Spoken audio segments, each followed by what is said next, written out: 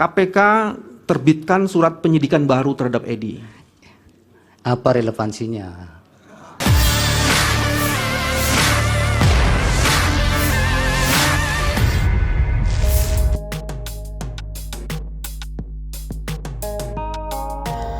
Sidang lanjutan sengketa perselisihan hasil pemilihan umum presiden dan wakil presiden kembali digelar MK Kamis 4 April 2024. Namun baru saja mulai ketegangan sedikit terjadi.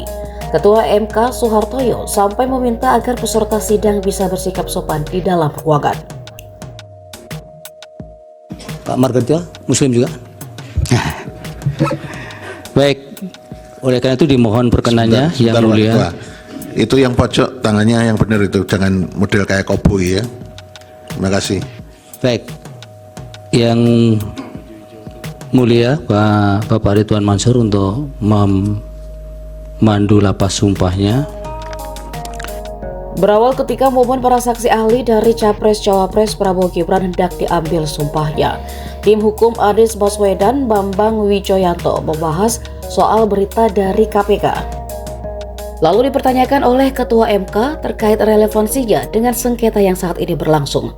Terdengar suara tawa dari kubu 02 yang membuat Bambang menghentikan bicaranya.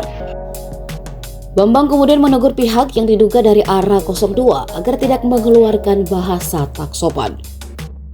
Dua dalam perdebatan di televisi dan juga sering juga berhadapan dengan saya. Baik. Jadi kami meragukan juga independensinya untuk menyampaikan keterangan ahli. Ya, dicatat keberatan saudara.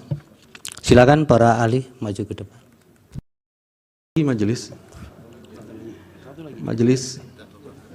Terakhir ya? Ya, terakhir ini terakhir. KPK terbitkan surat penyidikan baru terhadap Edi. Apa relevansinya? Baik, relevansi ini yang saya jelaskan Ya, kalau memang apa itu? Relevansinya adalah